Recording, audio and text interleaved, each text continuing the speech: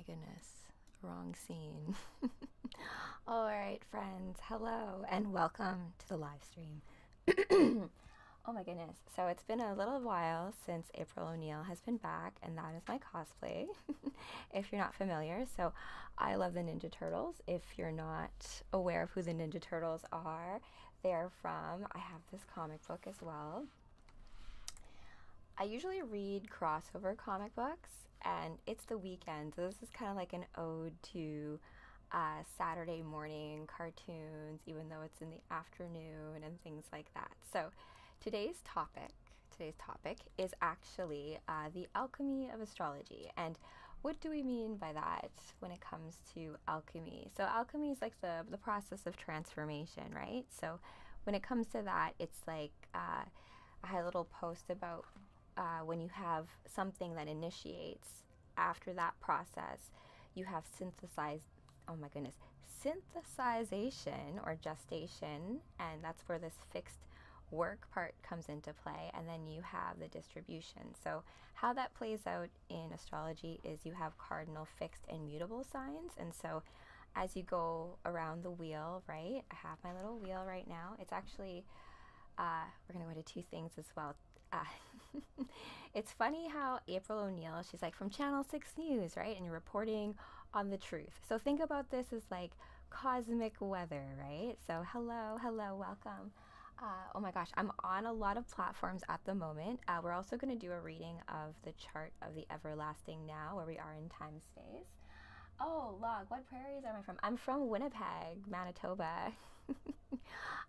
So if you guys, I'm actually going to be going home on Christmas this year, or around Christmas this year. So I will be back home, coming home to Winnipeg for a little bit.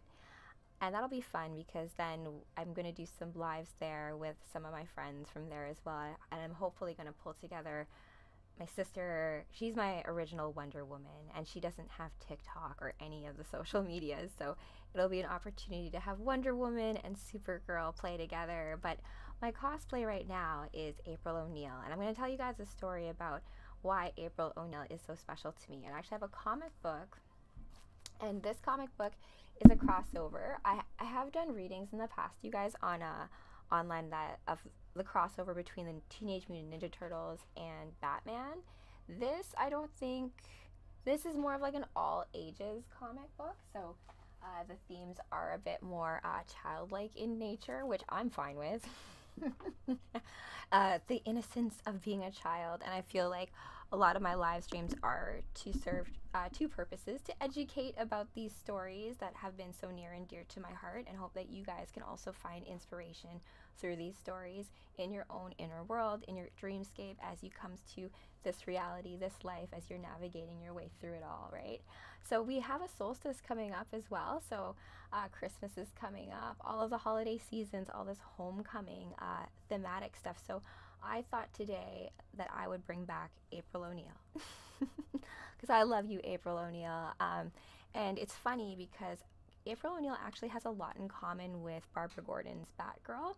And this comic book, it's so cute. There's a scene in here where the Teenage Mutant Ninja Turtles, Batgirl, Robin, and April are all hanging out eating pizza. And I'm like, oh my gosh, give me that universe. Here, I'll show you guys. There, see, right? So you got April, Batgirl, the Ninja Turtles, all that kind of stuff. It's so great because I was saying this. My whole reason for moving from Winnipeg to Toronto was I wanted to be a broadcast journalist, you guys. So I went to school for broadcast journalism for like a brief moment, and then I got disillusioned with the whole thing because I'm like, this whole thing is just about show business. However, I did learn a few tenets of journalism, and the main one being that it is about unbiased storytelling, right? So even in the comic books, like Crisis on Infinite Earths, for example, Lois Lane is a reporter.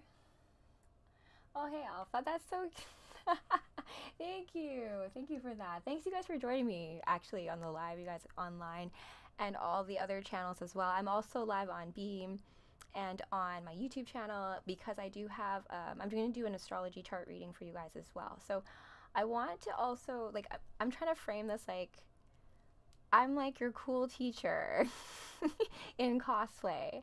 And the cosplay is just so you guys can pay attention to like the sneaky little lessons I'm going to put into and make learning fun. So today's class, like what we're going to learn today, my friends. Oh, actually, let me tell you a first story about why I love April O'Neil so much.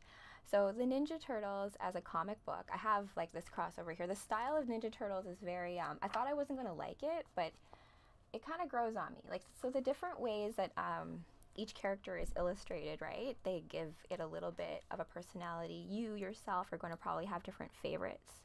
And drop in the chat if you have a favorite Ninja Turtle.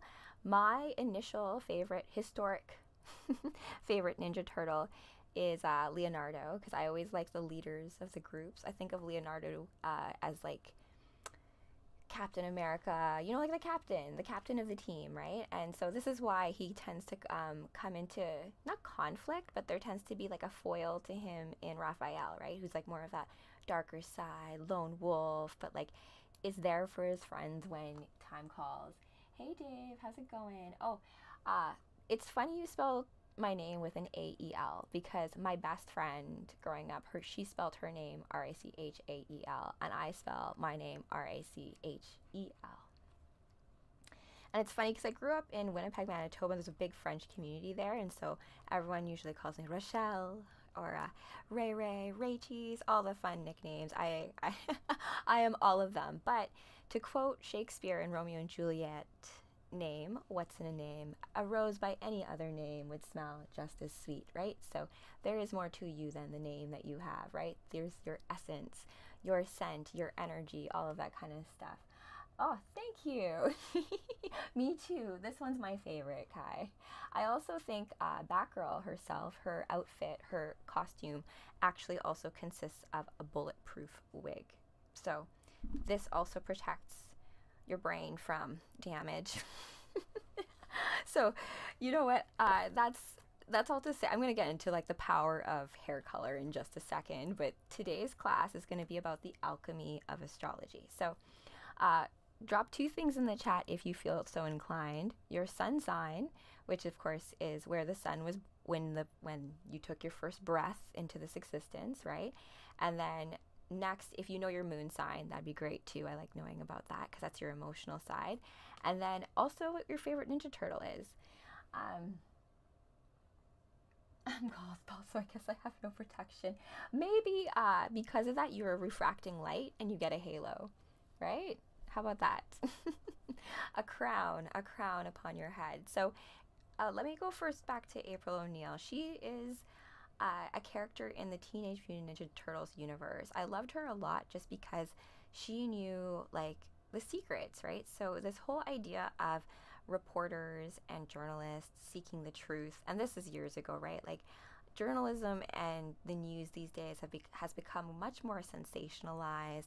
It's been much harder to kind of keep track of what truth is with a capital T, and you have to kind of look to like your own discerning lenses, your own ways of navigating time, space, and trust your heart, as cheesy as that sounds. If something doesn't sound right, probably not right. And also to protect your psyche, right? Like be aware of the stories that you allow into your sacred attention and you allow into your inner world. So all of that is to say that thank you if you're deciding to listen to this right now. So I'm playing as April O'Neil as a way of like fulfilling my childhood dream of being April O'Neil and telling stories, because at the end of the day, you also have to know what secrets to keep safe, right? So certain things, if like a friend tells you like, listen, keep this a secret, like she had to keep the turtle secret, like let everyone, wasn't going around telling everybody there's Ninja Turtles living in the sewer, right? But you know that, and because you know that truth, and you're one of the only people who know that truth, in many of the storylines, April comes to the rescue to, you know, open a portal to get the turtles back home, or just, you know, showing up with Casey Jones to ensure that there's some backup in the fight, right? You always need backup, and the journey is so much more fun when you have friends. So what we're going to do first is I'm going to go through the chart reading of the Everlasting Now as a way of talking about the alchemy of astrology. And so the alchemy of astrology is To me, the concept of you're moving from one place to another, if you think of it like Philosopher's Stone situation, it's the concept of transmuting lead into gold, right? And this idea of like perfection. I don't like the word of perfection, but this idea of like things in their raw form become honed. Oh, like a sword, right? If you have like the raw materials of a sword, but you still have to craft it and make it and, you know, have masonry against it, put it in the fire, hone it. And so that's similar to what I think of symbolically as alchemy when it comes to you being a person in this existence, right? So as like when I think about myself when I was first reading Ninja Turtles back in the day, I used to pick up the comic books from the grocery store when I went grocery shopping with my mom. And you know, like when you're checking out, there'd be Archie comics and Teenage Mutant Ninja Turtle comics. So I would usually pick those up at the end. There was some fun crossovers between that, right? Sir Francis, yeah, it's been a long time. I've been doing a lot of editing and actual stuff. Where are we at now? So you know what? We're going to do an astro chart reading. I typically do astro in the day. April O'Neil reading this comic book is going to be a little bit later.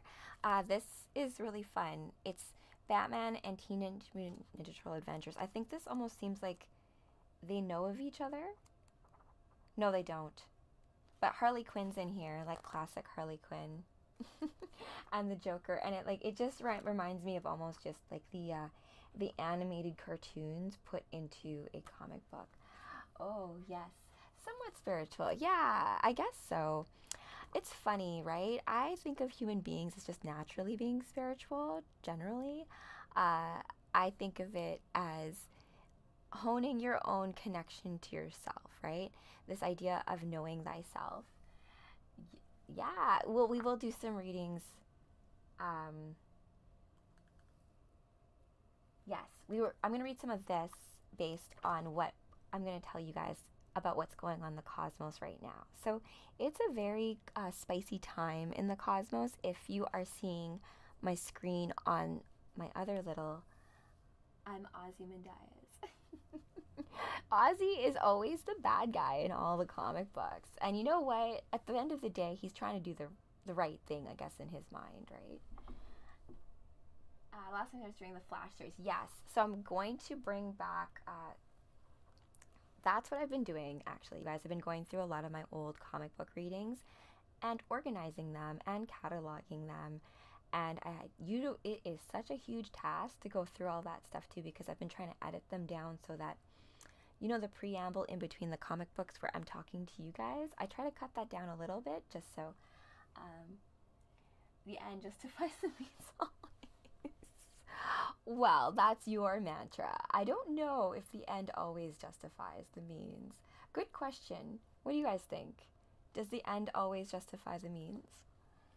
Dun, dun. But I mean, I guess it depends on what end you get. What am I looking for here? Okay, yes.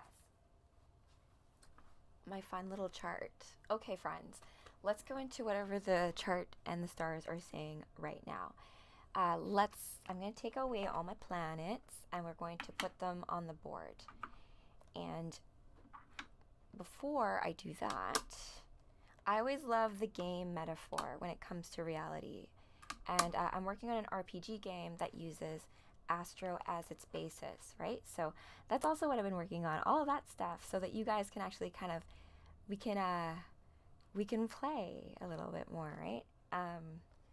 You know, like having the tech work for me, my modem burned out. I had to get a new modem and like reset all of the things. So tech, right? And what do we mean by tech? And this idea of biotech, right? And activating our bodies on a level that we can maybe do things that may seem like magic. I'm waiting for that. And wealth, women, and power. Ooh. Well, I'm pretty pleased you have women in that equation, my friend. It ain't easy, but you're doing good. Thanks, Sir Francis. I'm assuming you're a knight by your name, so that's also not an easy job. or a role to play. Knights are very, I love knights. One of my favorite stories growing up was Arthur and the Knights of the Round Table. I was like obsessed with the Arthurian legends. I was convinced there was an island of Avalon that Arthur was still sleeping and he was gonna like come back one day. But yeah, all of the motifs on the king, the return of the king, that whole theme, that is an internal alchemy, you guys, right? So this idea of being king and sovereign of yourself is something that is what's required for like an activation of self, I think. Okay, let's go into the chart. So let's education time into astrology. I tell people, like, you don't have to believe in astrology for astrology to believe in you. There's nothing to believe in. I'm simply looking at it like, oh, this is the cosmic clock. This is where we are in the story according to the luminaries in the sky. I live in downtown Toronto. I cannot see the stars in the sky, but the moon was really big and full, right, coming up. So we have a really beautiful, luminous full moon coming into play tomorrow, actually, the big full moon. So what are you going to do with it, right? It's like the accumulation of all wishes. So seeds that have been planted come into being, right? So my sign, I'm a Taurus. Fun fact, Megan Fox, who has played April O'Neil in the movies, she's also a Taurus. But she has a moon sign in Leo, which makes a lot of sense to me because of the acting and all that. But my moon sign's in Gemini. So something for you guys to look at as well. You can use any calculator, online, astrology. If you find out your moon sign, it gives you some more intel into yourself. And I think that that's the whole fun of astrology for me, especially, is just to know thyself and to know what characters, what roles you are blessed to play in this like game of life, right, that we call existence. Okay, let's go. So that's what I've been doing, you guys, editing all this stuff. And then sometimes I rewatch some of these lives. I'm like, wow, we are really coming across some things, you guys. So maybe I can teach a comic book class in the New Earth School. How about that? And then ways of us, like a real Professor Xavier School for gifted youngsters, right? And all youngsters. All youngsters. We're all young at heart. That's what I mean. Okay, so this is the zodiac wheel, okay? We go from Aries. Oh my gosh, it's hard because I'm like reversed as well. So we go from Aries all the way around back to Pisces. We are currently in Sagittarius season. Where did the sun go? So when you're talking about your horoscope, right, when you go like, oh, like back in the day when I used to pick up like Cosmopolitan magazine and be like, oh my gosh, what's my horoscope? You're usually talking about your sun sign. And some astrologers will say that this is your main personality, but since I've learned more about astrology, I've come to realize it's a bit more about your like main. So think about what the sun represents in your body. Even it's your solar plexus. Hey, that works. That works. So your solar plexus, right? So even Green Lantern, right? When we talk about the will and this idea of hard light coming into form because of the will and focus, right? There's a truth to that in a sense of your will and your solar plexus. So in astro, having this in Sagittarius right now, happy birthday to all you Sagittarius friends out there, by the way. Oh, thanks, Jerome. Sagittarius is a sign of, like, it's the centaur with the bow and arrow, right? And so typically it's this idea of seeking out the truth. Sagittarius is also ruled by Jupiter, and so you have this expansive quality there. Oh, thanks, Kai. Thank you, Ken. Thank you. So for all of us as a collective whole, as a human species, the kings and queens of the children of Earth, we are all feeling the energy of optimism, looking to a North Star, having this idea of there's something more out there. I was watching some stuff about people seeing stuff, seeing lights in the sky, all of this wonder, awe, it's all powered there by the sun. In your own chart, where the sun sits, also, it is an activation point to where your burning and your battery come from, your battery power. So it's a bit more than your personality. It's more about what is powering your whole character here, right? I like looking at the chart of the zodiac as kind of like a stage, you know, all the world's a stage, right? And so if we think about it, like I had to do lighting in drama class. And when you were looking at the stage, right, this, let's say, is front stage, and this is backstage. Oh, thank you. Thank you. So we are in backstage right now. So if we think about the signs like Aries, all the way to Libra that splits the chart, those are all the signs that, let's say, are like front stage. So more personal planets, and like you think about it, like even if you're like coming from backstage to front stage, you're going to enter through Aries, right? So you're like, and then Libra is where you would exit the stage. April, the turtles need me. Oh my gosh. Oh, I know. That's why I'm doing this. Because we need to open a portal. The turtles are trapped in the DC universe dimension. So what are we supposed to do? We got to open a portal. But then what are we going to do about portals that are open? Close them. I feel like we have a lot of issues with that in this reality, you guys. I don't think people realize how powerful they actually are. And you know, like when you're opening portals, like how to close them after. And then like weird other energetic things come through too. Dun dun dun. What would Aries do in that case of a portal? Depends on what kind of portal. Because remember, let's define our terms, my friends. Because there's a lot of words themselves.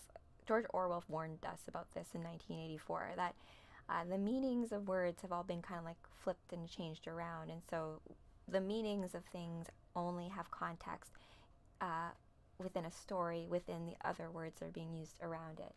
Cowabunga, dude. Hey, Snuva. Oh my gosh, let's bring back cowabunga into vocabulary.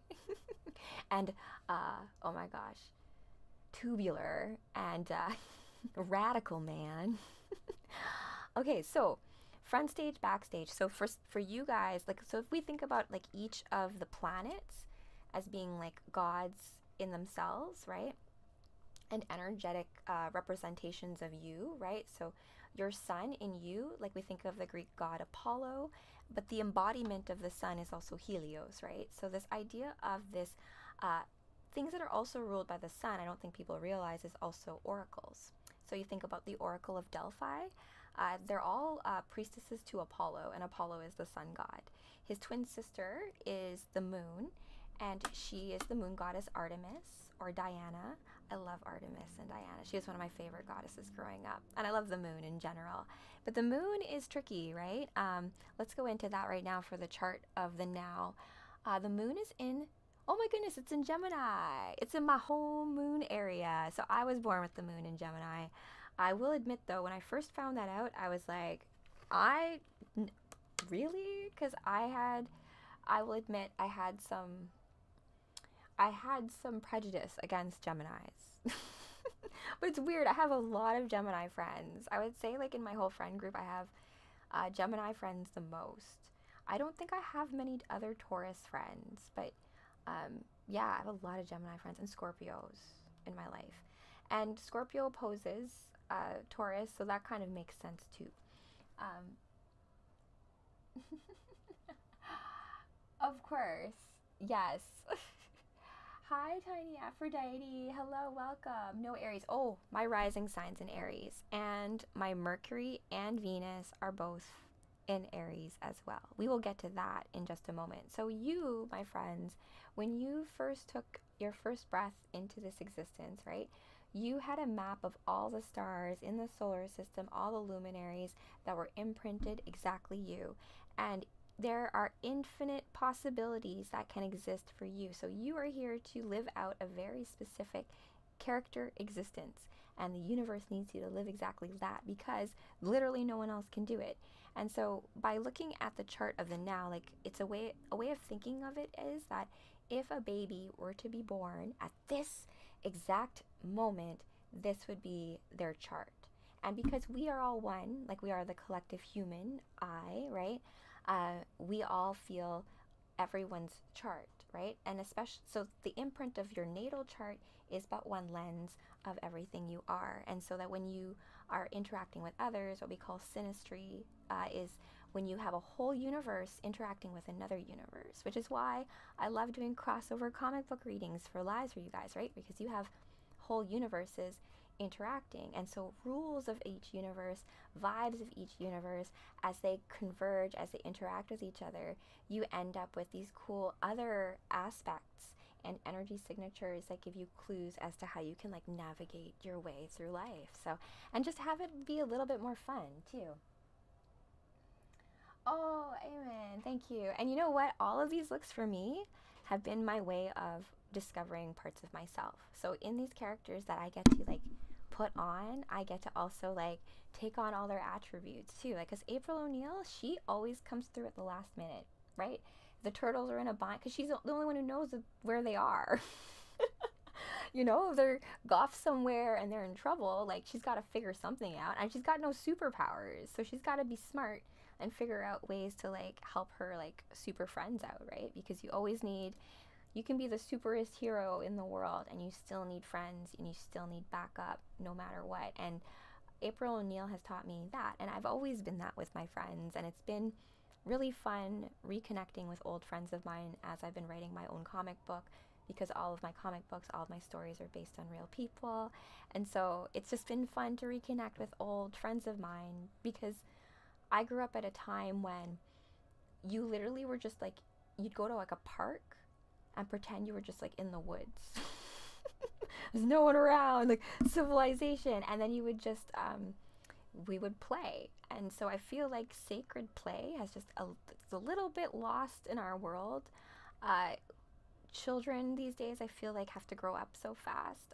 There's almost all like this overload of just information and no opportunity to just be like, wow, and be like, wow, I don't know the answer to that. I'll wonder about it. Instead, I'll just Google it. And now I know. There's a beauty in like not knowing and like being okay with just being like, I don't know that, but I will figure it out, and trust that you will figure it out, right? And then like it's fun not always knowing the answer to things, right? And just to get over this idea of being like, I'm stupid just because I don't know the answer to that. No. You're stupid if you pretend that you do, you know? And so it's just about also creating spaces where you can wonder and with other friends try out different ideas. So the moon in Gemini, for anyone who's born with the moon in Gemini as well, I feel you, my friends. Your moon sign is your emotional side. It's your subconscious side. It's the side that comes out with your friends who know you really well. It's your inner child, your inner mother. All of those archetypes exist within the moon sign. The moon and sign and sun sign, I'm half Filipino, and there was a Filipino pantheon before it was Christianized by the Spaniards. I forget in what year, but before that there was a moon goddess named Mayari. She kind of looks like me. I was like, oh, that's cool. Oh, thank you. I was born in 85, but I was conceived in 84. So you know when my parents got down, it was in 84. So I think something for you guys to look at as well, like count 9 months back from when you were born and be like, oh, okay, so that's when my little spark started. Because you were in a dream in your womb, right? In your mama's womb. You were dreaming a dream. You probably had a whole like 800 lifetimes in there for all you know. And so I think that there's a level too of, I'll be 40 in March. Hey, oh my gosh, Snuva. I feel like maybe we came from the same place before then. Because I'm 40 in April. So let's do something etherically for that. Oh, we got lost in the time stream.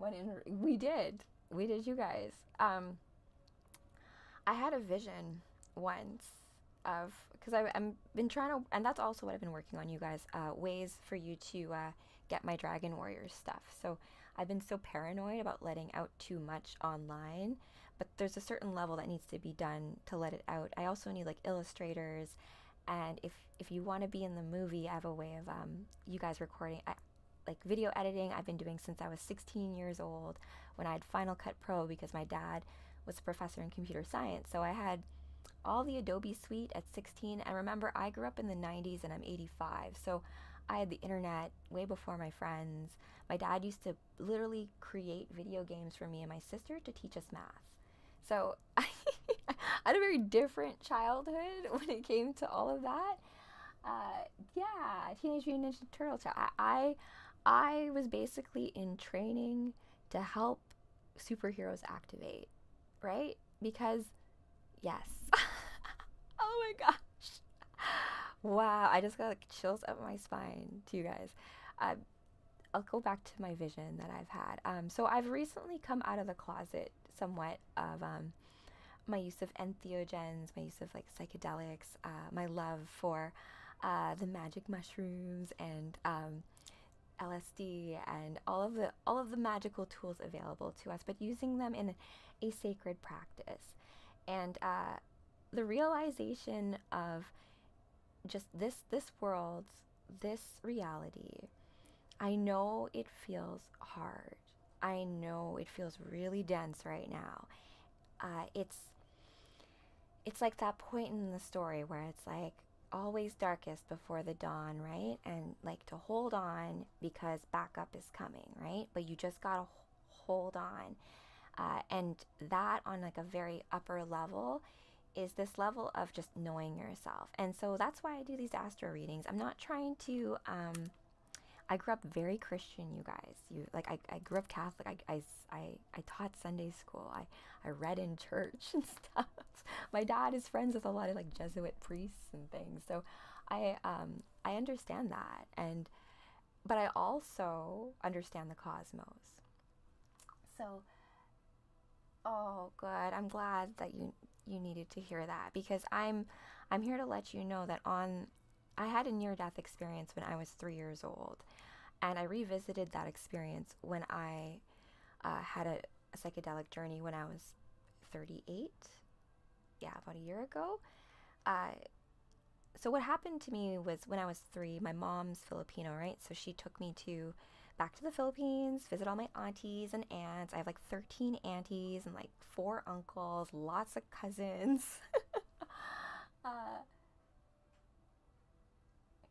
Return of the Mac. You know what I would say to you about that is that everything is perspective. So we are reality generators as well, right? So there's a connection. I do have Lilu's costume. I love that. Multipass. Lilu Dallas Multipass. I love her quote, right? I am me supreme being, me protect you, right? So that is what the goddesses of the world need to kind of realize. We need to wake up because the world needs us. And it's just, I have been going through my own trials and tribulations, trying to get out of the corporate world, trying to work through, I won't get into it now, but the point is that in spite of all of this, you have to do you. No one else is going to do it. No one's going to like the things you like. No one's going to pay attention to the stories that you like. No one's going to care about certain characters the way that you care about certain characters. So no one loves April O'Neil the way I love April O'Neil. So I'm giving her life by like putting her on and bringing her to life in the way that I love her, you know? So it's just that, and that's how I'm doing it. And I just realized that like only I am going to think of doing that. So my message to you is, likewise, you are going to have little missions, quests that serve the greater universe. And some of them are going to seem nuts. Some of them are going to seem too big. Some of them are going to seem like you're going to have no support. Some of them, like some of you have been in hiding as to who you truly are because you're afraid that if you are to reveal who you really are, that people won't love you, or they'll believe you, or they'll abandon you, or they'll judge you, or all this stuff. And I'm here to tell you that if you just have the courage to just be who you truly are, it will be received. And Geocentric, not as much, my friend, but I'm always open to learning, right? And be open to everyone's perspective, because everyone has a piece of the puzzle, and it's by putting it all together and having dialogue about it and conversing about it and playing a little bit with it and trying things on that we learn more about all of it, and we can progress forward in a way that doesn't feel so stagnant and like we're doing the same thing constantly. Temporal time loops. Let's break out of it. Time for a new era. Okay, so the moon is in Gemini, so that's a very magical moon. Gemini's moon, ruled by Mercury, also known as Hermes. I like to think of Mercury as also like the Flash, right, in comic book lore. Even in comic books, how the Flash at such high speeds, time slows to a stop, an infinite amount of time. And in the multiverse, right, this concept of choose your weapons, I chose you. And so I had this entire infinite moment in a second to recruit all the good guys. Quicksilver, yeah, Quicksilver is okay. Quicksilver, yes, because Quicksilver alchemically looks like Mercury. Oh, Return of the Mac, you get like some gold stars in class for that superhero school. That was good. Okay, so next we have all the different other planets to mark out, and then we're going to do some quick readings from an alchemical standpoint. So I'm going to just do like cardinal, fixed, and mutable modalities, just a way to demonstrate it. What happened when I was there? I didn't even finish that story. Thank you for bringing that back. Okay. I'm half Filipino. My mother is Filipino. My dad is South African. When I was 3 years old, my mom took me back to visit the Philippines. And my family's from this area called, they speak Ilonggo, the Visayas Islands. It's like known as the City of Smiles. So visited my whole family there. And so what happened was I was playing with my cousin, and we were spinning around in a circle, and she accidentally let me go, and I hit the back of my head on solid concrete. And at that point, I blacked out.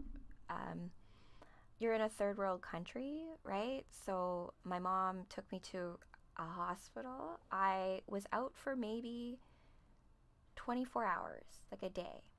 And then after that point, I just woke up.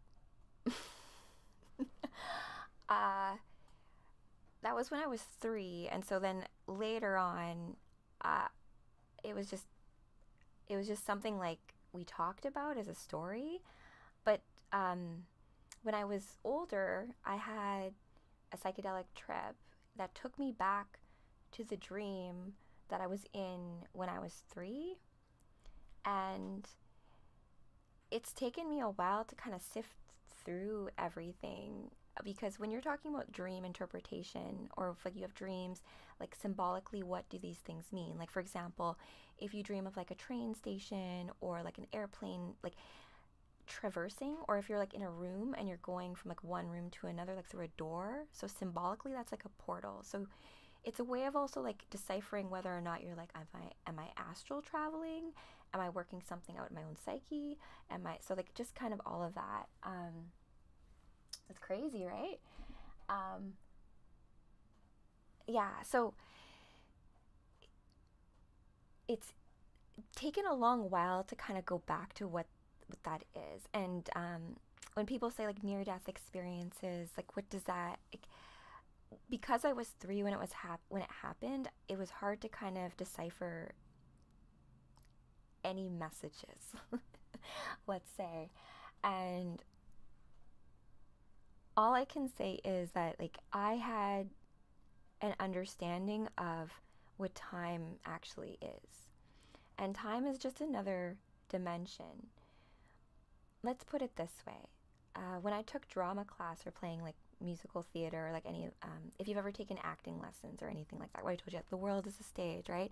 Shakespeare himself has also like encoded fun things in his stories. But in some things, like let's say you write a script, right, for a movie or a show or any kind of skit. The moon and sun are local. Oh, you're good. You're talking about 3D space though, right? So if we think of like the world is having like dimensions, and like Superman had a comic book, right, where he basically was approached by a being of the fifth dimension who was just bored because there's no space, there's no time in the fifth dimension because time is the fourth dimension. So if time is just another dimension, it is something that is just a way to figure out where you are. So I'll put it this way, like when you're writing a play, you have the first act, second act, third act, right? And so in that you have scenes. So it's about each actor knowing when to go, like when to say your line. It's timing as opposed to know it, like being like, oh, it's 5 o'clock, right? Because like 5 o'clock is arbitrary. It's 5 o'clock here, but it's like 5 a.m. on the other side of the world, right? So it's a matter of just like, okay, I'm here in this story and you are also here in this story. So you and I both know that this is the time that we push the rock out of the way to get into the Temple of Doom. Like, you know what I mean? So it's like, where are you in your story, right? Because when you're writing it, you know everything that's about to happen. So you have this eagle eye view of the way the story's gonna go. But let's say you cast yourself as one of the characters in that story, right? For a moment in that moment, you don't know the outcome of what's gonna happen. You don't know what's like, you're surprised. You're like, whoa, I didn't know, like, because you're acting, you're in it. So you're pretending. You're playing this beautiful little game of pretend, like you don't know what's going to happen. And that's the same idea of this. Right? It would be too easy of a game of Earth if you knew everything that was about to happen and you knew exactly how to solve every problem. How boring would that be as an infinite, all-powerful illusion, a way for us to have a game to play out what it is to experience life as you, so that you can report back to the greater cosmos with what a beautiful, wonderful being and how magical your existence is, what it's like to be this flame in the cosmos and have such a uniqueness about you and on your own way of doing things that has never ever been done before in all time, right? So yeah, it's a lot of pressure though, you know, and that's why people medicate with things and pretend like I'm just this, and you play down because it's hard, it's not easy. But those of you who know, you're given those challenges because you are strong enough to do it. Trust me. Oh, thank you. Thank you. I hope I inspire you guys, right? Because I've been in some dark places too, and I thank the characters in my storybooks. I thank friends of mine. I thank those of out there that you are the conduits for the divine, right? And so these messages come through in ways we don't realize, right? And so you got to keep doing you. You never know who needs you to be you so that they can receive it. Yeah. Aloha 6 Prodigy. Oh my goodness, what a name. Recent news is a quantum PC that was created that proves the multiverse indeed actually does exist. I know it exists, like on a gnosis level for myself, but it's cool, right? That there's going to be, what should I call it? 3D consensus reality proof of things, right? Like my sister's one of those people because her moon, she's an Aries. She's my Wonder Woman, and Wonder Woman herself is also an Aries woman. I don't think that surprises anyone. But her moon's in Virgo. So any of you guys who have Virgo placements, Virgo is also ruled by Mercury, right? And just like Gemini, but it expresses itself differently. So Gemini is a mutable sign, right? So this idea of like distribution. Yes, yes. I am familiar, but that's a whole other topic. Let's park that. Return of the Mac. Maybe we can have a show about that. Because I feel like that there's a lot of, I hate the word misinformation. I just feel like there's not enough stories about a lot of these tag words when it comes to things, right?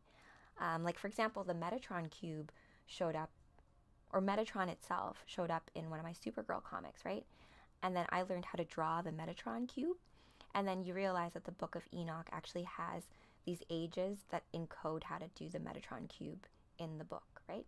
But Book of Enoch, although it's like a Christian book, is not canon, right? So it's like all this weird stuff when it when it comes to all of this. Yeah,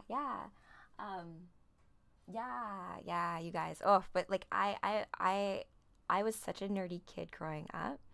I read a lot of books, a lot of books, like Dune, Game of Thrones, Lord of the Rings, all of the Narnia Chronicles. I read all of Aldous Huxley's stuff too, as well as like science fiction things like there's this series I used to. I'm coming back to a lot of the old books I used to read because think about it, the magic of reading is you, right? So when you're a comic book or any book you have goes unactivated until like you read it, right? So the you that you're when you're like 16 or 18 or however old you were when you first read something is not the you when you read it now. So it's, I think, something, I know, homework for you guys. If there's a book that spoke to you when you were a certain age, try like going back and like rereading some things and see how they resonate with you now and like interface with like the you at 20. Like I love talking to Rachel at 20. Me at 20 was like a complete badass. She like didn't care. I remember I got my first bartending job. I completely just lied, right? I worked at Earl's in Winnipeg, and they just opened the Earl's down near my area, St. Vital, and I went in, I talked to the manager, and I was like, hey, I'd like to be a bartender. And she's like, can you bartend? I'm like, no, but I will figure it out. Pretty confident. So she hired me, and I didn't know what the heck I was doing, but I did figure it out. So it's one of those things about that younger self. Like now that you have this like wiser self here, don't forget about the younger versions of you. X-Men does a lot of this, right? Like where the younger version talks to the older version, and like they're just whole different lives if you really think about it, right? So reading is the basis of a human's profound, intelligent, extraordinary sense of. Oh, you got some truth in this chat. My goodness. Return that makes sense by yours. Oh, I was born in the prairies too, right? I feel I'm like ultra Canadiana. I love. But you know what? Toronto's got a whole lot of like fun history behind it as well. Friesen, I was a bartender when I was 25. Brutal time. Was it hard before you were bartending? So I feel like different types of bartenders, like if you're like a restaurant bartender, like Earl's itself, oh, I have stories about Earl's generally. They try to like brainwash you. I got written up, you guys, for wearing pants. So I was like in a 360 bar, and Earl's had this rule that you had to wear a skirt that was 2 inches above the knee. But I was like, who's gonna see me behind the bar? Also, when I'm bending down to reach stuff, people can see up my bum. So like, how about I wear pants? And then they what a different time. And then when I first moved to Toronto, I also worked at a few bars on College Street. It was so cool back then. There was just like cool like underground bars that you just like bartend at, and it was so fun. I got to hear so many cool stories because I was like, I am just that kind of person. I love hearing cool stories, and that's one of the main things I'm going to do when I'm in Winnipeg is interview my granny, who is 96 years old, and she is from South Africa, and she's amazing. Her name's Delina, and we're going to talk, and I'm going to tell her tell me all the stories of what it was like growing up in South Africa, being like Dutch, and like falling in love with my grandfather who is black, right? So, and being a interracial couple in a country that you're not allowed to do that in, right? So, best party streets in Toronto. Well, that was back in the day. College Street was pretty cool. I'm old though, you guys. I'm turning 40 next year. So I used to go dance at Government downtown. And you know what's there now? A parking lot. Or a condo. Yeah, dress codes. But you know, it's just funny for me to realize like the way that the societal climate has changed. And I do think that that's a good segue back into my chart reading of the now, because Pluto, our good friend Pluto. So the other government, Yeah, government, G-U-V, government. They gave Armin van Buuren a piece of the floor. That's how important government was to the electronic music scene. Oh, thank you. Thank you. I used to work in the corporate world, right? I used to work for the hospital. I worked for an agency that, as a project, I was a digital project manager, was my role. So digital project management is this idea of bringing software to life, right? So like sprint planning, software, all that stuff. My sister's a developer, so my dad was a professor in computer science, right? So this tech talk, like speaking tech, my biggest gripe right now, I have a lot of girlfriends of mine and I love them. I love them. I love you girls. But please stop calling yourself a woman in tech if you're doing digital marketing. You are not actually coding anything. You are not technical. You have people who are technical that you work with, or your QA or whatever. Like, and yes, you work in a technology company, but you yourself are not a woman in tech. Until you code and you show me your code, you are not. So I'm not even a woman in tech. I was a digital project manager and I consider myself technical, but I'm not that. It's so funny, but that's all NLP, you guys. That's what we call things. That's how we're naming things. It's like the idea of like Tesla, the company, literally having nothing to do with Tesla, the being, like Tesla, who died penniless and wanted free energy, doesn't really have anything to do with electronic cars and self-driving cars that don't really work right. I don't like Elon Musk, by the way. I think he no. His family owned an emerald mine. He doesn't have a great context as to like representing any of that. Okay, guys. So Pluto.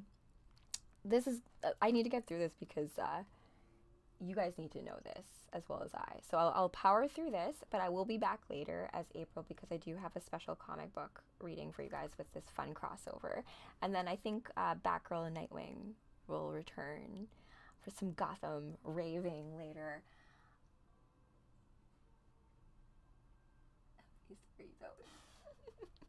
Okay, so Pluto is in Capricorn. So where are we? That is Leo. Oh my gosh, the chart has shifted. Let me go this way. We have Moon in Gemini, Sun in Sagittarius. Let me do third house. Yeah, so Gemini also rules the third house, so let's keep the housing system on the same page as the signs for now. It doesn't always work out that way. You sometimes will have depending on your rising sign, it will line up the chart so that each of your houses will have a rulership of a sign that sometimes is lined up, sometimes isn't lined up. But it's also another indicator for you to kind of keep in mind for yourself, right? Yes, it's April O'Neil for Channel 6 News. I'm here with the cosmic news. I'm here to tell you where all the planets are sitting in the chart of the everlasting now. So Pluto, my friend Pluto, I personally have a very strong aspect to Pluto. So for me, Pluto and the Sun are directly opposing each other. If you have this aspect as well, call me, contact me. It's not an easy placement. Pluto rules things like change, death, rebirth, ends of things, changes of things, upheavals, transformation. Oh, Jesus, amazing. Lucky guy, Chris. Lucky guy. Did you get, I feel like, is that a thing to still get, like, signed photographs of people? Like, who cares? I don't care if I'm embarrassing like that. Amazing. Hey, David, you have a great day, too. Santos Bonacci. That name rings a bell. I'm going to place that in my memory bank. I got her auto on an N. Oh my gosh, amazing. NCA. Oh, sick. That's sick. Oh my gosh, I love that. I love action figures. There's a magic to the 3D representation of like a meaning behind it, right? Okay, so Pluto right now, I'm sure you guys, if you've been with me for Astro before, you'll know that I've always loved to harp on about how Pluto has just moved into Aquarius. And how does this relate to me being April O'Neil? There you are, Aquarius. Maybe it's because I'm holding it like that. There you go. So we have the Sun in Sagittarius, and Pluto is in Aquarius, but he has just emerged into Aquarius. And Aquarius is a fixed sign, right? So when I did my talk about the fixed signs of the zodiac, which are Aquarius, Leo, Scorpio, and Taurus, I talked about them as like the Ninja Turtles, right? Like Leonardo is a Leo, Donatello is an Aquarius, Michelangelo is a Taurus because he likes pizza and like fun times and relationships with his friends.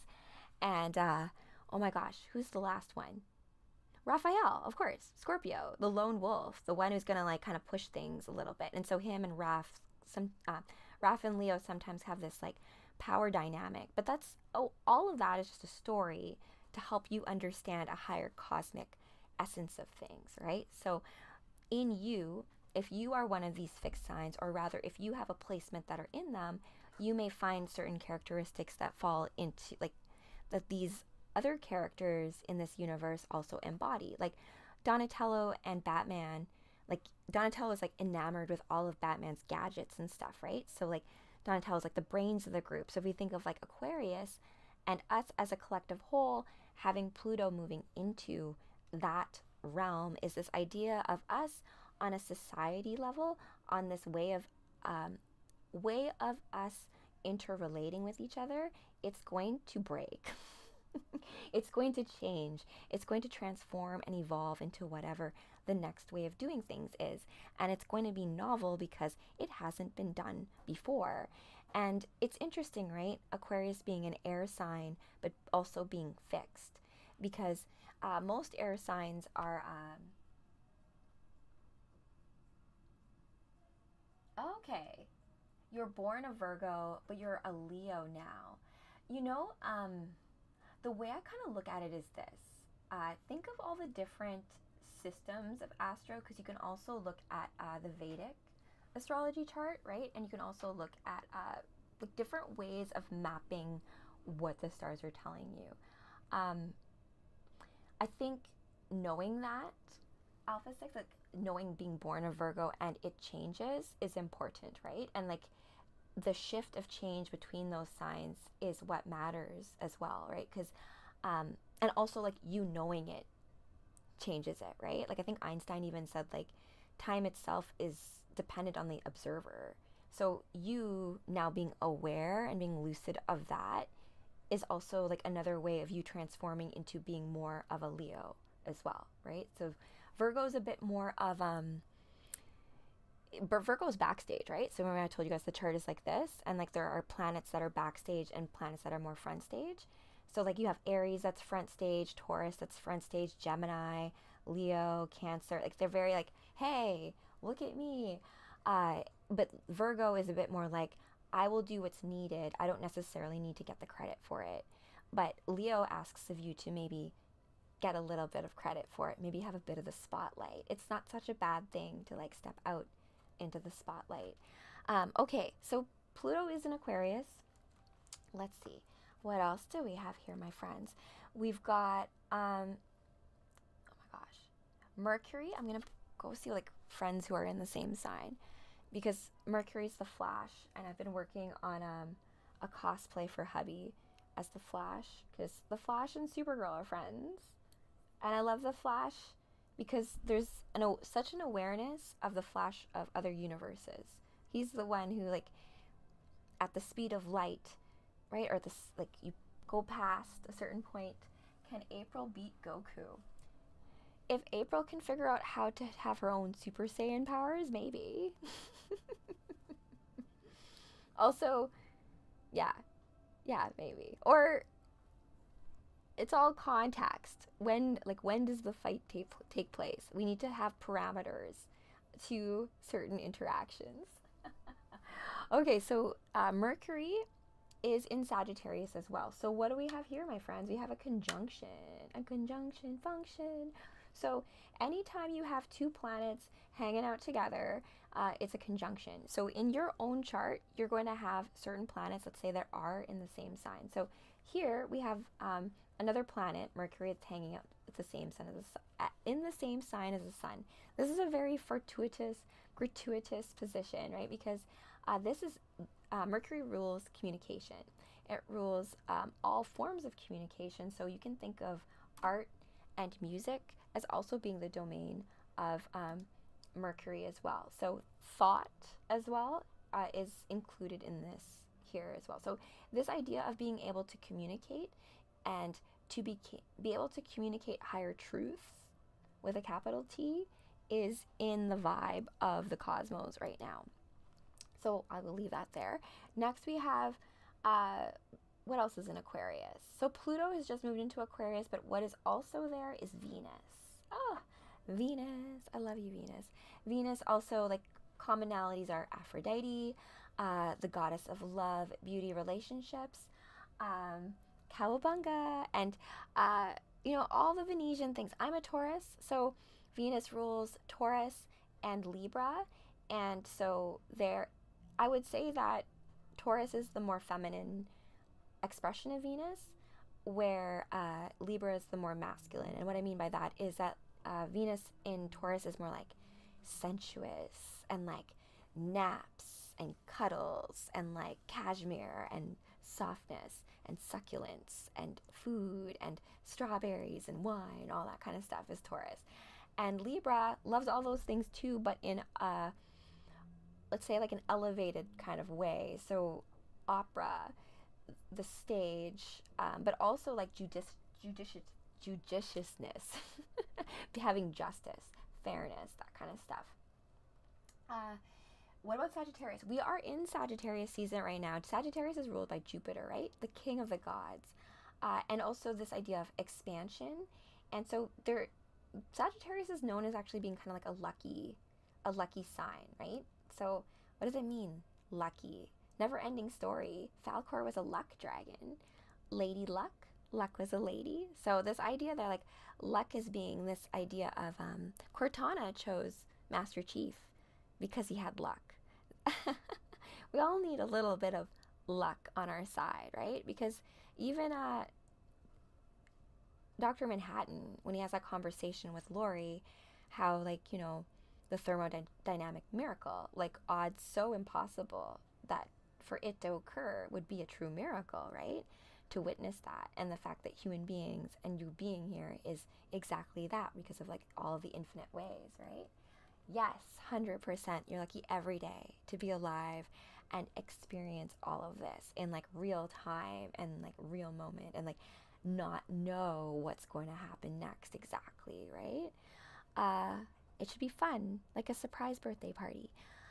Okay, so Venus is in Aquarius. So that's an interesting thought because Aquarius people, so all of you who have placements backstage, so anywhere from like Virgo, Sagittarius, Capricorn, Aquarius, into Pisces, there can be sometimes this bit of aloofness because backstage people are like, you need backstage for front stage to work, right? Someone's got to hold the spotlight. Someone's got to like call the backstage. Someone's got to set up the next set and help with the costume changes.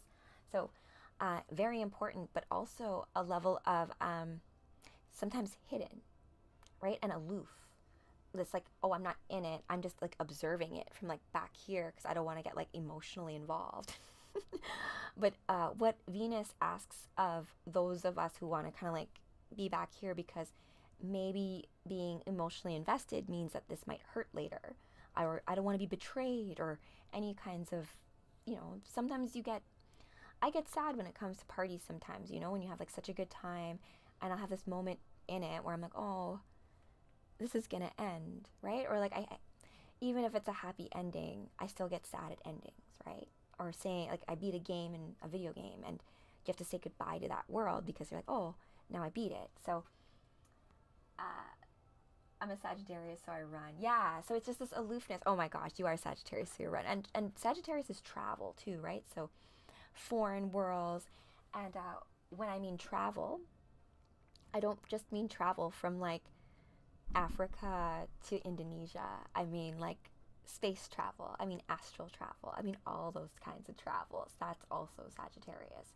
So, having Venus in Aquarius, rather, we also have Pluto there. So, Pluto and Venus actually are friends. Venus is friends with everybody, though. But I'm going to get into Hades and Persephone at a later date. But Pluto and Hades are like misunderstood in that sense, right? Because change can be a very good thing, and surprises can be fun. And as sometimes, like, you know, the old dying parts of the fern need to be like pulled off, and you need to like burn things down to have nourishment for the soil for new things to grow, right? Let's see here. If only that was true. I'm not Sagittarius. Aww. But if you're backstage, I'm not Sagittarius. What sign are you? I like boobs. Okay. All right, guys. Let me continue. So Venus in Aquarius is basically this understanding of relationships to the society as a whole. So your relationship to the external world is something that demands focus from you right now. And I don't mean in a way of being like, maybe some of you feel like you want to just like run away and like go into a hut and like not deal with society sometimes. I do sometimes. But there is this level of like being of service to the world, or being of service to even yourself and your soul mission, also requires this interfacing with like greater civilization, greater society. And so Venus is asking us to have this relook at that relationship to the greater, wider civilization of our time. That like eagle eye view, but still having a relationship to it, and less of like being aloof and like, well, I'm the observer, so I'm like not gonna get involved. Oh, thank you. What a lovely gift. Oh, and it matches the Venus love. Aw, thanks, Alpha 6. Oh, that sounded like that was from a movie. You know, like, thanks, Alpha 6. Now on to the next planet. Yes. This, many of my Sagittarius friends are some of the best dance performers I know. So they're really good at like going on stage and like turning it on, and the walk, just like a Sagittarius walk. So that's props for you guys. Okay. But it's true, like Sagittarius, like they're a fire sign too, a mutable fire sign. So this idea of fire, but also willing to like distribute that fire, having it be shared, right? From one candle, you're able to like light all the others, right? Okay, I have the moon in Gemini. Where are we in terms of planets? I hope I didn't lose anybody. I always worry, like if I lose one of the planets, I'm like, oh my gosh, like I didn't. Neptune, I'll do you next. But like Neptune, I'd lost Neptune for a little while, and Neptune is Poseidon, right? And I don't know if you guys know the myth of Odysseus, but Ulysses, was like trapped on the ocean because he like pissed off Poseidon. So I was like, don't get mad at me if I've lost you. I'm not good at dancing, but I pretend I am. You know what, John? I think everyone's good at dancing. I had a friend of mine tell me, she's like, you only say that because you're good at dancing. I'm like, that's not true. Dance is a communication of your body. So when you hear a certain song, I truly think for each of you, like your movement to it, your natural movement to the beat to it, is something in your cells that tells you something. So there's a level of like movement as being like a way of your body communicating to itself. And fun hormonal fact, when you move in sync with other human beings, you release oxytocin. And oxytocin is known as like the love and bonding hormone. And so there's this idea of this invisible thread that is able to connect other humans together by just, you know, moving in sync together. And it's just like, I used to be a cheerleader and on dance team back in the day. Winnipeg Blue Bombers, right? And like, so when you have formations and you just have to know where you are in your peripheral to others so that you're in formation, even though you can't see the formation from the audience, you have to know where you're standing. And that's kind of like what astro is for like you knowing who you are and where you're supposed to be on stage, right? There's a special spot just for you. So stop trying to be this guy over there and this chick over here and that over here, because you're supposed to do exactly what you're meant to do. And sometimes when what you're doing is against the status quo or against what's been done before, it can be met with resistance. But you gotta no, I was meant to be here.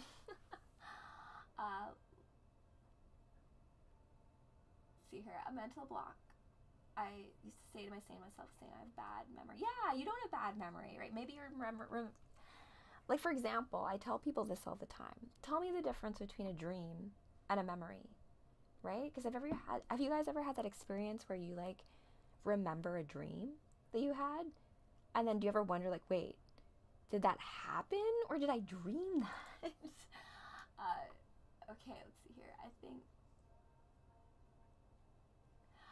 yeah, but John, that's when we talk about our superhero friends, right? And even villains, because in Crisis on Infinite Earths, one of the heroes in that is Lex Luthor, right? So hero and villain is dependent on where you're standing in the story and where you're at in the story too, because that's why there's redemption arcs, and that's why there's all heroes' journeys and things like that. Okay, so Poseidon, Neptune, is the dream planet, the king of the unseen kingdom. This idea of all of this going on under the surface. And also this idea of, it's interesting, right?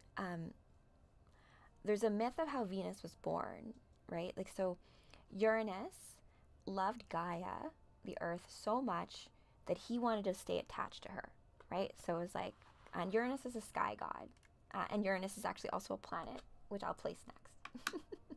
So Uranus and the Earth are so tight together, right? And so Uranus and the Earth had many children, the Titans, right? So Prometheus,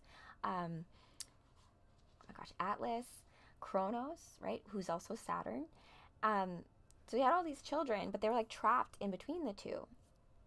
Couldn't have any life with that. So what ended up happening was Kronos, time, took his sickle and sliced off Uranus's manhood, his penis, and threw it into the sea.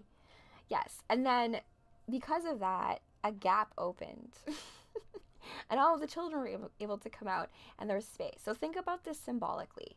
Time, right? Kronos, time, split heaven and earth so that you're able to have a story, right? So you need to have a beginning, middle, and end for a story to exist, which is why I love Tarantino too, movies, right? Because non-linear storytelling play with time in such a way that you can see that although we are having a linear perspective, that time is not linear, right?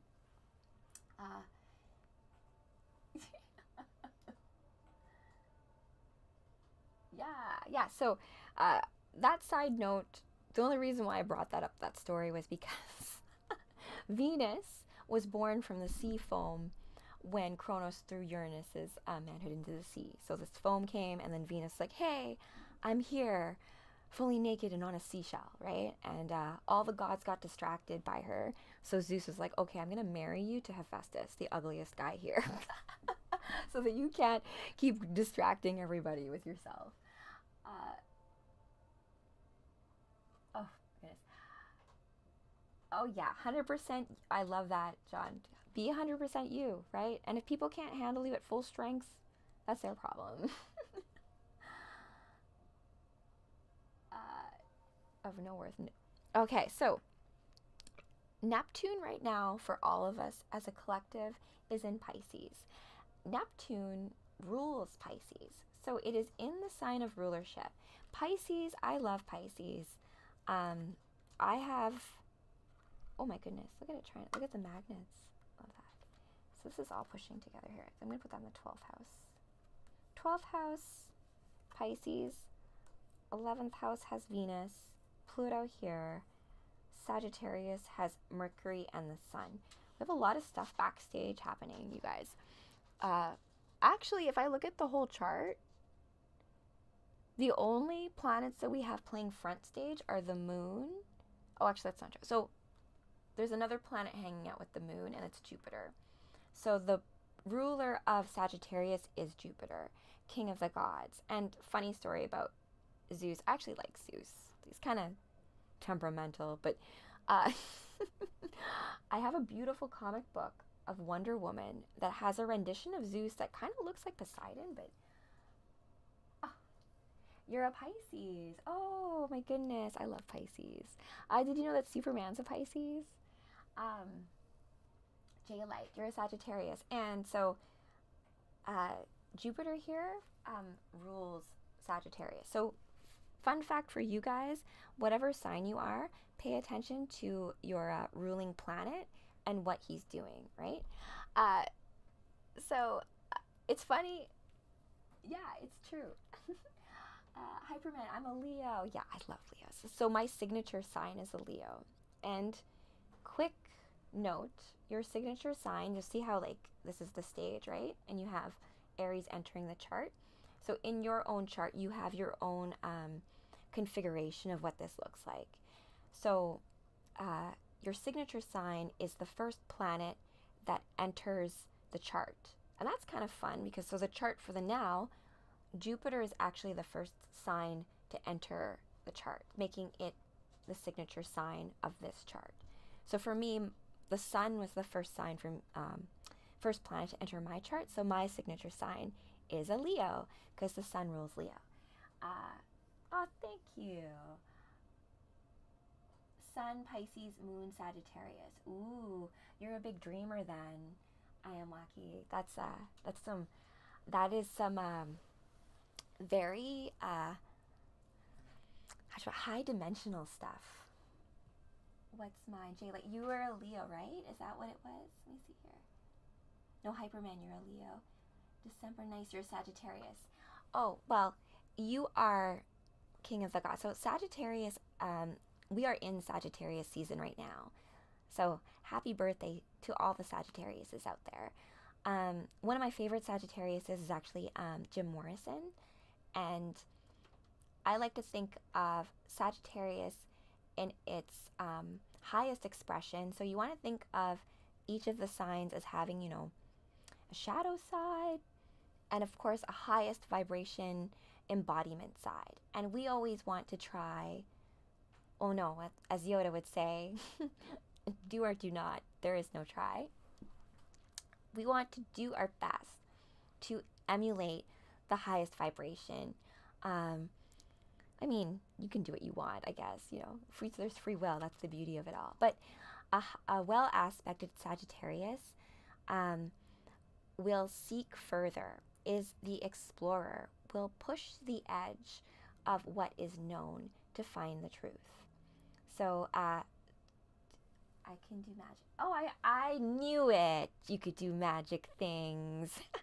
And that's something to note as well, you guys. Like in the role-playing game of life, where your astrology gives you clues as to your character and what you're playing here, are also clues to what your powers are, right? So like no different if you're playing the game and you're more inclined to be a bard versus a druid versus a fighter versus, let's say, a berserker knight, you know? So these are all different things and you can be blends of them, but there are going to be roles that have more resonance for you. And just to pay attention to clues in the cosmos that let you know things about yourself.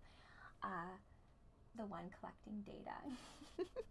Yes, you have, I think Aquarius, right, is that role, as well as Gemini. You have, or the one creating the data. That's a good way to put it, right? And just knowing, are you receiving? Are you expressing? Are you this? So just where you are in relation to others and being aware of where your special spot is, right?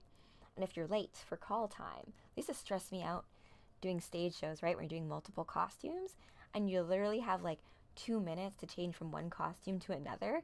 Holy cow. Like that was like the most stressful part.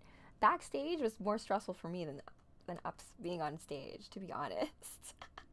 Like you're like, oh, I gotta put this on, change it, and now I'm ready. That kind of thing. Oh, I'm gonna have a show about that. 2025 predictions. Did you guys know that there's a comic book prediction about 2025? in Doomsday Clock, they say that in 2025, Superman's supposed to return and all of his greatest allies will return with him. What do you think that means? So we have Jupiter is in Jupiter's actually very close to the moon right now, you guys. And the moon is going to be full tomorrow. And the moon is in Gemini. I don't know if it'll be... Yes, it will. Yes, it will. So fun fact, guys. So Sagittarius, right? Your opposing sign is Gemini. So there's understanding to be had when you look at what the opposing sign is, because remember, like, same in a lot of ways, but like a mirror, right? Yeah, interesting, right? So maybe you just needed to hear that. Wink, wink, nudge, nudge. Okay. So the moon, oh my goodness. So everything I said about Jupiter, this is crazy, actually. I didn't even know this was happening right now. And it's opposing the sun very strongly. Wow, that's very powerful. Okay, guys.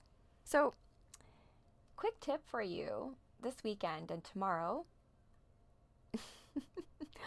If you have had something that you've been wanting to communicate and put out there, whether that is a piece of artwork or writing or a video or like your truth or your manifesto, tomorrow is a very good time to do it. There's a big full moon. The moon is the moon, the goddess of the moon. Let's look at this from like a character standpoint. The goddess of the moon is standing right next to Zeus, the king of the gods. So the power of your subconscious, your inner child, is going to find expansion and extra lightning power from Jupiter. And that together, you're going to find a bridge between your subconscious dream world and this world. So this concept of, what is Saturn, Taurus? Saturn is Chronos, and Saturn rules time, and Saturn actually rules, oh my gosh, I'm blanking right now, Capricorn. Yeah, Saturn rules Capricorn. Just because Capricorn, and if you think about time, Saturn's kind of one of those things where like it gets a bad rap, right? It's like, oh, but Saturn can also be a very good teacher, right? Oh, thanks. Thank you, Blue Diamonds. Appreciate that. Yay. No, I tried to watch Joker last night. I was unable to. Oh, which Joker?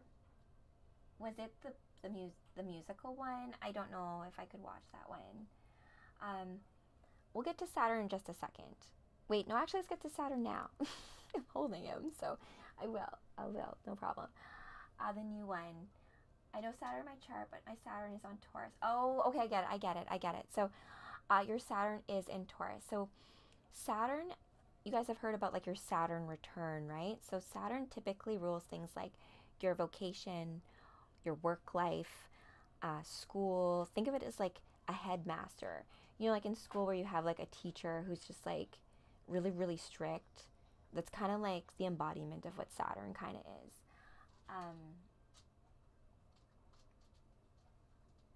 Oh my gosh. Oh no. Oh no. Oh no. Oh no.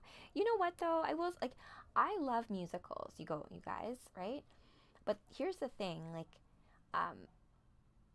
every story, like Homer said this when he wrote the Iliad. He besieged the muses so that he could tell the story in the way that it needed to be told. Because when you're an artist, when you are writing, when you're doing anything artistic, you are the lightning bolt. You are the conduit bringing down, anchoring in the higher reality into this realm so that other people can enjoy it and you can show people the whole magic etherical realm, right? That scene from the Sorcerer's Stone. Oh, I'm blanking on that. I will look it up. But I'm going on a whole tangent right now, but it's all to say that Saturn and your Saturn return, Saturn goes around the chart. It takes 30 years for Saturn to make his way around the chart. So when Saturn comes back to its place of origin, you have something called a Saturn return. And it typically happens about when you're 30 years old. So where your Saturn sits gives you some perspective as to where you're going to have like a relook at your life's work when you come to 30. And so Taurus, I'm a Taurus, right? Tauruses are like the earth, very material, right? But the highest vibration of that is this idea of what does it take to anchor in your dreams? What does it take to anchor in the highest, brightest golden timeline? It takes work. It takes all the things that are sometimes like not fun to do, right? Making like schedules and plans and showing up on time and all this stuff. But these are all the practical things that are required in order to do the more fantastical, magical, wonderful, like fun things, right? So you need boundaries and work so that you can truly have the highest echelon of fun. That's the way I kind of look at it. So Saturn right now, for all of us, sits in Pisces. And I have a friend who has this placement, and it can be tough because Pisces is very attuned to the greater collective consciousness, right? So if you have placements in the 12th house or Pisces, you know, like sometimes you like wake up and you're like, oh, I feel sad and I don't really know why, right? Pisces, yeah, the elder of the zodiac, right? So the omega point of everything, right? This idea of endings. And so it can be nihilistic, right? So like it's like knowing like, well, I already know how this ends, so what's the point in even doing anything? Well, the whole journey is the point, and that's why you need friends who remind you of that. But it's also a very powerful thing to know outcome and have foresight, and to come out of your little hermit phase sometimes, Pisces, and help the greater cosmos, because like it's a balance of that, right? And there's a reason why wizards hide away in a cave somewhere, like Yoda's away and like Dagobah hiding. Like you have to seek out these teachers, and like they'll pretend they're not even them, right? Like I don't know who that is. Who's Yoda? So that's the thing. Like if you like when the student is ready, the teacher, the master will appear, right? And there's a lot of that happening right now in the cosmos. So keep your eyes open for not only where there are teachers, but where students are appearing for you to share your gifts with them, right? Okay, then we've got Uranus, which is, oh my gosh, where are you? You were in Taurus for a long time, but now you're not. Oh, you are in Taurus, but Taurus is backstage here. That's why it's confusing me. Okay, so Uranus is in Taurus. I'm not going to talk too much about that other than to say that lots of revolutions as it comes to us understanding value and monetary systems are underway and will continue to happen into the next year. And then last but definitely not least, because I have a very strong relationship with this planet, the planet Mars. And Mars, if we think of Venus as love and what you love, Mars is how you get that love. Love is drive. It is like, you know, like the aggression, the push, the vitality, your lifeblood, all of that is all in Mars. Signals, and Doctor Strange will have to investigate. We have to get, oh yes, oh my gosh, I like boobs. You're actually very on the nose there. And I have a really fun Doctor Strange comic book to share with you guys once I get my Psylocke costume ready. Actually, wait, oh my gosh, I forget her name. Doctor Strange's wife. Oh, is it Sarah? It's escaping me right now. I'll remember. And then later, we'll talk about it. Okay, so Mars is in Leo. Oof. Yum. That's amazing. That's good for all of us, my friends. This is that power of like drive and oomph and like, I am here and I am who I am and screw you if you don't like it. It's extra powered here by it being in Leo. So Mars being in Leo, you've got that extra courage to pull in, to just be like, you know what? I don't care if you don't like what I have to say. I'm going to say it. You know? And also in doing that as well, inspiring others to also speak their truths as well. So you end up with this beautiful symphony, a harmony of doing things, right? Because it drive and propelling forward and progress and all of these more aggressive energies, they sometimes get a bad rap, right? It's just like, oh, that's dangerous and that's scary and this and that. Yeah, that's why you have to have control and power over yourself and mastery and practice and all of these maybe not fun things, but once you learn them, you never have to learn them again. You will always know them. So take the time to figure out what that is for yourself. There is so much energy in the cosmos right now to help you do what you need to do.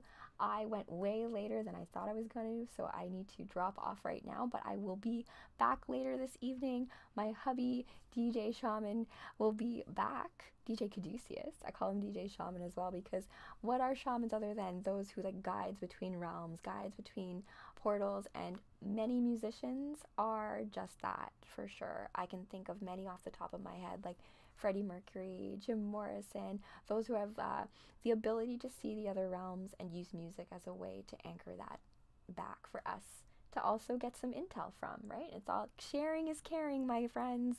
So let's keep learning more about the cosmos, more about yourself, and then embody that, because the universe is counting on you.